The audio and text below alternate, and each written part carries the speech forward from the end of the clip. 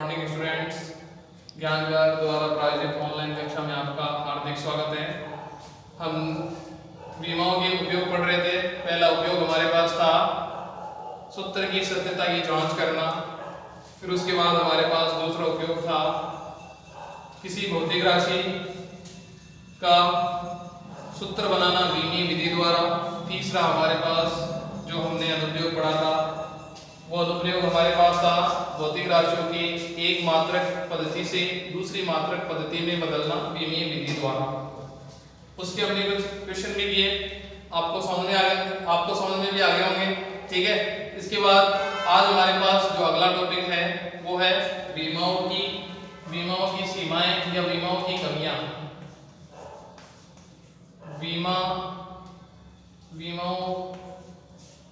बीमाओं की सीमाएं या कमियां। सीमाएं भी बोल सकते हो आप, कमियां भी बोल सकते हो। कमियां क्या क्या है देखो। सबसे पहले नंबर 1 बात करते हैं हम। किसी भी संख्या की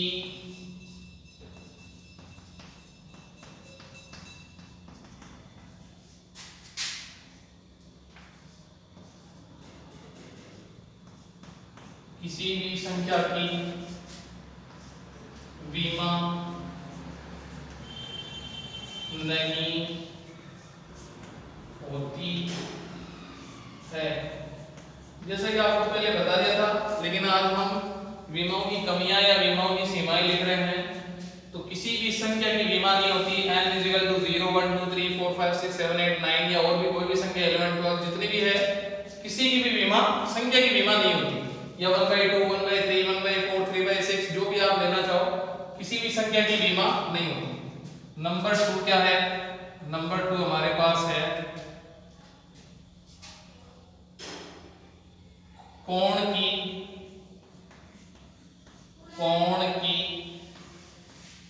बीमा नहीं होती।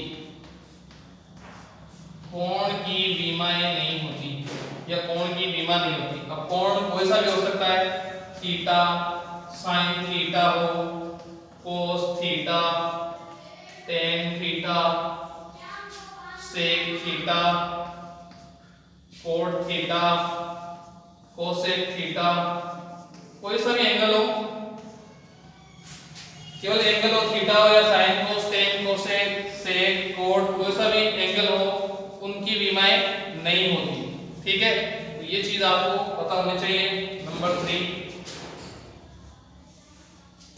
लघु गुणक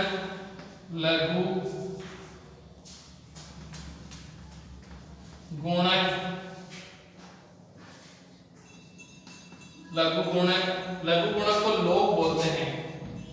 लोग क्या होते हैं अगले चैप्टर में आएगा। लघु गुणक लोग या प्रतिलघु गुणक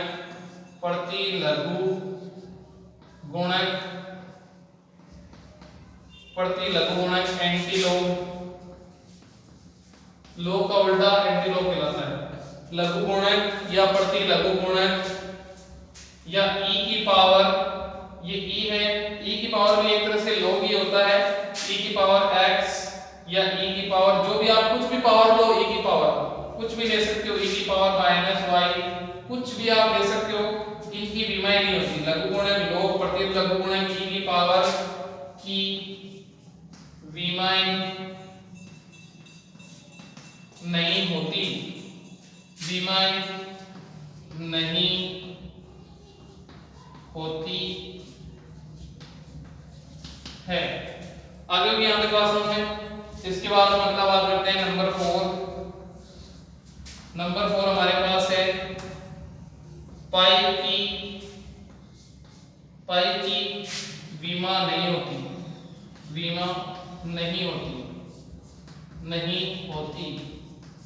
है। तो पाई भी हम जानते हैं 30.14 या 22/7 एक नंबर ही है वैसे तो। ठीक है, तो पाई की भी बीमा नहीं होती। इसके बाद नंबर 5 हम बात करते हैं किसी समीकरण में किसी समीकरण में धनात्मक या ऋणात्मक चिन्ह हो, धनात्मक या ऋणात्मक चिन्ह हो तो विमाएं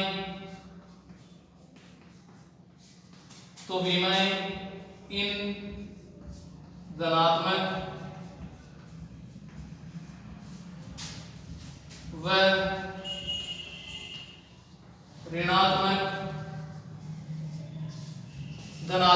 ऋणात्मक चिन्हों के बारे में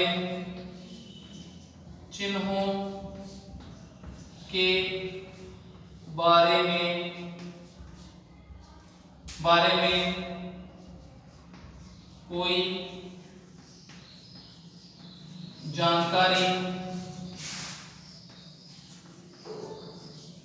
जानकारी नहीं देती।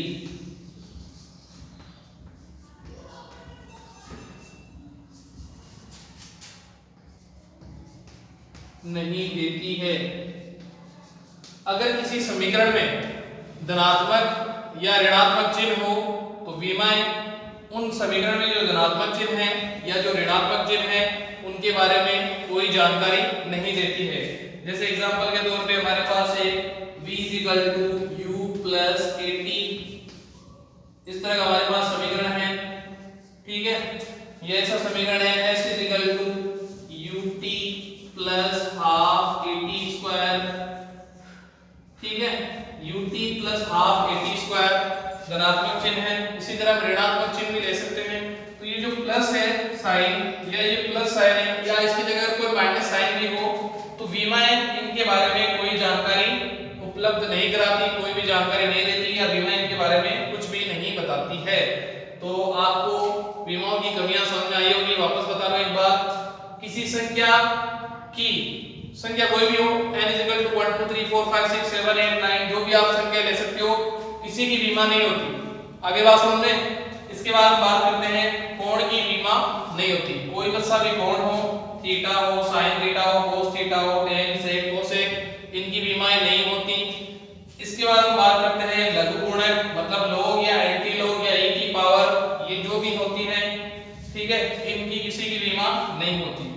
पाई आप जानते हो, पाई की विमा नहीं होती। पाई आप 22/7 या 3.14 भी ले सकते हैं, इनकी किसी की विमा नहीं होती। इसके बाद हम बात करते हैं किसी भी समीकरण में अगर कोई समीकरण दे रखी है तो उस समीकरण में कोई धनात्मक चिन्ह हो या ऋणात्मक चिन्ह हो तो धनात्मक चिन्ह या ऋणात्मक चिन्ह के बारे में विमाएं हमें कोई जानकारी नहीं देती है। आगे बात समझ में, ये सारी इसकी क्या होती है, कमियां होती है, विमाओं की कमियां होती है। यहां तक हो गया। इसके बाद एक क्वेश्चन करते हैं। क्वेश्चन देखो क्या है। क्वेश्चन हमारे पास इन्हीं से रिलेटेड होगा।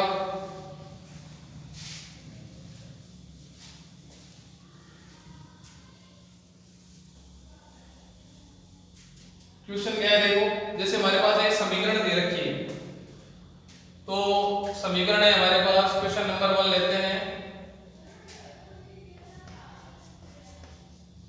निम्न समीकरण में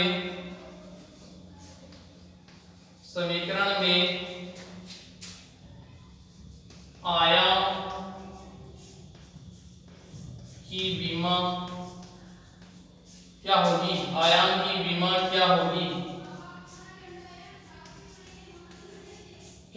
निम्न समीकरण में आयाम की विमा क्या होगी? अब आयाम क्या होता है? आयाम होता है अधिकतम विस्थापन। आयाम क्या होता है? अधिकतम विस्थापन। तो एक तरह से लंबाई है, ठीक है। तो हमारे पास समीकरण दे रखी है y = a sin थीटा। मान लो ये समीकरण दे रखी है। अब इस समीकरण में y क्या है? y है विस्थापन, a क्या है? अधिकतम विस्थापन, ठीक है। और sin थीटा तो आपको पता ही है कोण है या एंगल है। तो निम्न समीकरण में आयाम की विमा क्या होगी वो हमें बताना है, ठीक है। इसके बाद हम बात करेंगे, हमें पता है कि चाहे थीटा कोण कोई सा भी हो, ओनली थीटा हो या साइन हो, कोस हो, टेन हो, कोसेक हो, कोई भी थीटा हो, थीटा की विमा नहीं होती, और जिसकी विमा नहीं होती उसको हम क्या लिखते हैं, m0 l0 t0। तो हम जानते हैं किसी की भी पावर 0 हो तो उसको हम क्या ले सकते हैं 1, तो m0 मतलब 1, l0 मतलब 1, t0 मतलब 1, तो तीनों को मल्टीप्लाई करेंगे तो 1। तो किसी की विमा नहीं हो तो हम यहाँ 1 ले सकते हैं या m0 l0 t0 ले सकते हैं। समझ गए बात को? तो अब हमें क्या करना है, आयाम की विमा निकालनी है, मतलब a की विमा निकालनी है। तो a की विमा निकालने के लिए हम क्या करेंगे, a की विमा निकालने के लिए लिखेंगे, हम यहाँ पर लिखेंगे sin थीटा को इसमें डिवाइड में कर देंगे, तो a इक्वल हो जाएगा y upon sin theta, y upon sin theta. यहाँ तक बात क्लियर? अब हमें पता है sin थीटा की विमा नहीं होती, तो ये लिख लो 0 0 t0 या 1 लिख सकते हैं, तो हम 1 लिख लेते हैं, तो a इक्वल हो जाएगा y अपॉन 1, तो a इक्वल आ गया y। आगे बात समझ में? अब y क्या है, विस्थापन, विस्थापन क्या है, लंबाई है, ठीक है। तो यहाँ पर लंबाई की विमा क्या होगी, L1, तो a इक्वल टू आयाम की विमा आ जाएगी हमारे पास L1, जिसको हम ऐसे लिख सकते हैं a equal to m0 l1 t0, ठीक है। तो ये हो गई आयाम की विमा जो आपको समझ में आ चुकी होगी, ठीक है। इसके बाद हमें क्या करना है, देखो ध्यान से देखो। सबसे पहले तो इसने बोला आयाम की विमा क्या होती है। अगर आयाम को आपको पता हो कि आयाम होता क्या है तो आप इसकी विमा भी निकाल सकते हो। इसमें क्या बोला है, अधिकतम विस्थापन। आयाम क्या होता है, अधिकतम विस्थापन। तो विस्थापन क्या होती है, लंबाई। अब लंबाई चाहे कम से कम हो या ज्यादा से ज्यादा हो, लंबाई की विमा हमेशा L1 ही होगी। तो आयाम विस्थापन है तो लंबाई की विमा L1, तो अधिकतम होगा तो भी विमा क्या होगी, L1 ही होगी, ठीक है। तो आयाम की विमा क्या होगी, L1। आपको बात समझ में आ गई होगी, ठीक है। इसके बाद हम अगला टॉपिक नेक्स्ट लेक्चर में, नेक्स्ट वीडियो में बात करेंगे। Okay, thank you, bye.